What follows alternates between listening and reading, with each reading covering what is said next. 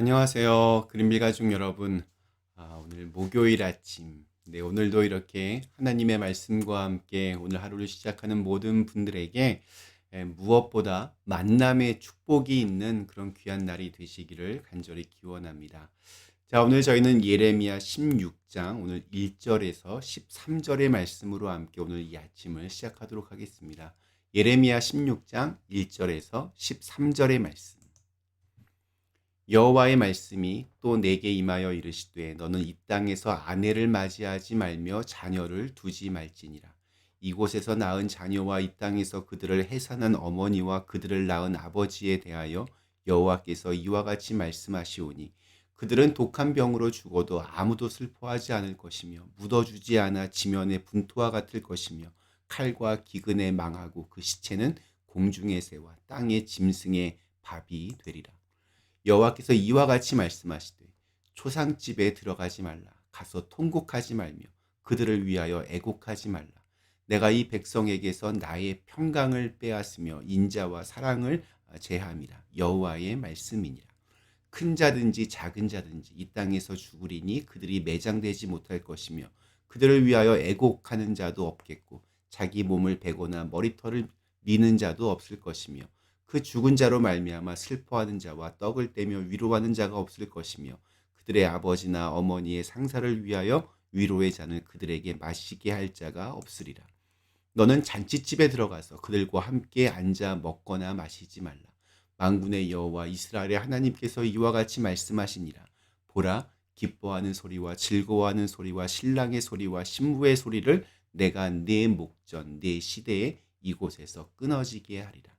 네가 이 모든 말로 백성에게 말할 때에 그들이 네게 묻기를 여호와께서 우리에게 이 모든 큰 재앙을 선포하심은 어찌 됨이며 우리의 죄악은 무엇이며 우리가 우리 하나님 여호와께 범한 죄는 무엇이냐 하거든.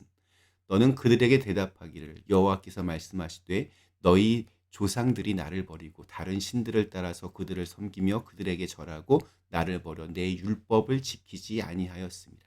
너희가 너희 조상들보다 더욱 악을 행하였도다. 보라, 너희가 각기 악한 마음의 완악함을 따라 행하고 나에게 순종하지 아니하였으므로 내가 너희를 이 땅에서 쫓아내어 너희와 너희 조상들이 알지 못하던 땅에 이르게 할 것이라. 너희는 거기서 주야로 다른 신들을 섬기리니 이는 내가 너희에게 은혜를 베풀지 아니함이라 하셨다 하라. 아멘. 네, 예레미야를 향한 하나님의 말씀이 이어집니다. 하나님께서 오늘 세 가지의 명령, 요약하면 세 가지의 명령을 예레미야에게 하십니다. 결혼하지 말아라, 초상집에 들어가지 말아라, 그리고 잔치집에 가지 말아라. 하나님께서 예레미야에게 이러한 명령을 왜 하셨는지 그 이유를 살펴보는 것이 필요할 것 같습니다. 글자 그대로 명령의 액면 그대로보다는 거기에 숨은 내용이 있는 듯하기 때문입니다. 자, 결혼, 장례, 또 잔치집 이 세 가지에는 흐르는 맥락이 있습니다. 바로 관계성입니다. 자, 우선 당시에는 결혼을 통하여 많은 자녀를 낳는 것이 하나님의 큰 축복이며 자녀가 없거나 자녀를 잃게 되는 것은 하나님의 심판이나 징벌로 그렇게 이해가 되었습니다. 그럼에도 불구하고 독신으로 평생을 지내라는 하나님의 명령은 이제 뭐 딸린 식구도 없으니 편안하게 자유롭게 선지자로서 하나님의 사역을 하라는 뜻이 아니라 예레미야의 삶 자체를 당신의 메시지로 만들기 위해서입니다. 사람에게 있어서 가장 소중한 존재는 가족입니다.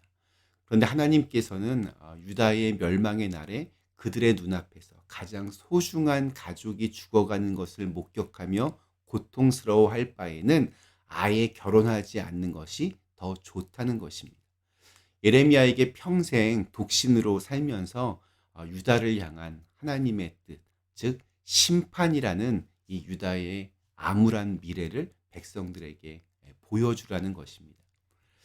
두 번째로 상을 당한 초상집에 방문해서 이렇게 조의를 표하는 것이 당연함에도 하나님께서 이를 금지한 이유는 무엇일까요? 유다는 곧 심판을 받아 모두가 다 죽게 되는데 그들을 묻어줄 사람도, 장례를 치러줄 사람도, 조문할 사람도 없을 정도로 그렇게 완전히 초토화된다는 뜻입니다. 마지막으로 예레미야에게 잔치집에 들어가서 그들과 함께 먹거나 마시지 말라고 하십니다. 왜냐하면 하나님의 심판으로 인해서 잔치와 같은 그런 기쁨을 주는 일들이 모두 사라지게 될 것이기 때문입니다.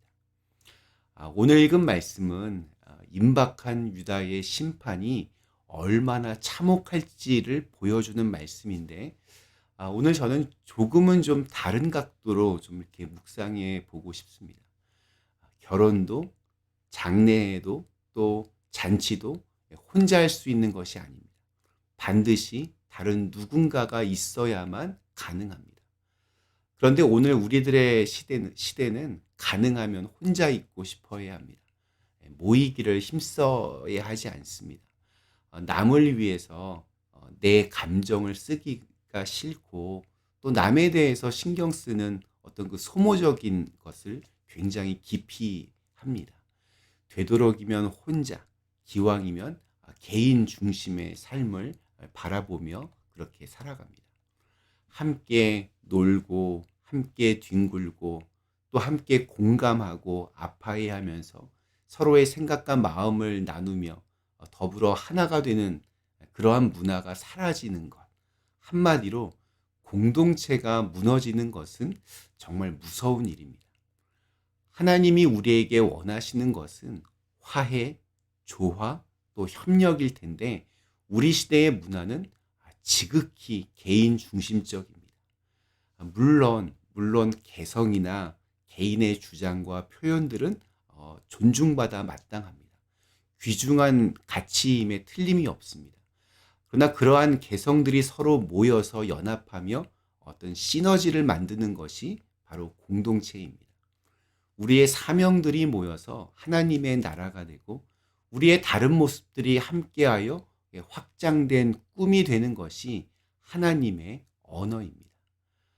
오늘 말씀은 제게 이렇게 다가옵니다. 하나님을 잃으면 따라오는 것이 공동체를 잃게 된다는 것으로 그렇게 읽혀집니다. 하나님의 영성을 잃으면 점점 혼자만의 세계로 빠지게 되고, 혼자만의 동굴에 갇히게 됩니다. 우리 히브리서 기자는 우리에게 모이기에 힘쓰라라고 그렇게 외쳤습니다. 저는 이 말씀을 특별히 교회에 잘 모이는 것, 이것이라고 해석하지는 않습니다. 가정이고 직장이고 다 내팽개치고 무조건 교회 안에 모여서 예배드리고 기도하면서 자기들이 굉장히 신앙이 좋다라고 여기는 것에 대해서 제가 굉장히 반감이 크기 때문입니다. 저는 그 말씀, 모이기에 힘쓰라라고 하는 말씀은 개인주의를 따르지 말라라는 말로 그렇게 해석합니다. 가능하면 함께, 가능하면 더불어서, 가능하면 협력하는 삶을 살라는 의미로 그렇게 말입니다. 그렇게 해서 교회가 세워졌고, 그래서 공동체라는 것을 하나님은 중요하게 여기십니다. 조금만 마음에 좀 어려움이 생기면 우리는 자기만의 동굴을 찾아갑니다. 그리고 자기 자신을 지키기 위해서 내 주위에 이렇게 큰 울타리를 치고 입을 닫고 또 마음을 닫습니다. 그러나 그때 하나님조차 잃어버릴 수 있음을 기억해야 합니다. 홀로 하나님과 깊은 교제와 사귐의 시간을 갖는 것이 아니라면 자꾸 나 혼자를 이렇게 고립시키는 것은 영적으로도 굉장히 위험합니다. 함께하는 자리는 귀합니다. 우리 교회에서는 함께 예배를 드립니다. 함께 또 온라인 성경 통독을 하고 또 매일 한 말씀을 나눕니다. 함께 모여서 사랑방 모임을 하고 또 최근에는 세계의 코이노니아 소모임도 시작했습니다. 모두 혼자서는 할 수 없다는 공통점이 있습니다. 함께하는 자리가 귀찮다고, 또 누군가와 마음을 나누고 시간을 함께하는 것이 참 힘들다고 그렇게 말하는 분들도 있습니다. 그러나 그것이 내가 깎이고 다듬어지는 과정 속에서 하나님의 세미한 음성을 듣고 또 특별한 은혜를 경험할 수 있다는 것을 기억하면서 오늘 우리에게 주신 하루, 하나님이 나에게 주신 그 특별한 사람과 주님의 마음을 함께 나누실 수 있기를 간절히 기원합니다. 우리 잠시 함께 기도하시겠습니다. 전능하신 하나님, 하나님은 저희를 홀로 있게 창조하지 않으셨습니다. 누군가와 더불어 함께 살아가도록 그렇게 만드셨는데 우리를 이렇게 한 믿음의 공동체 안에서 묶어 주셨사오니 이 공동체 안에서 주님의 마음을 함께 나누고 함께 믿음 생활 잘해갈 수 있는 축복을 더하여 주시옵소서. 예수님의 이름으로 간절히 기도드리옵나이다. 아멘.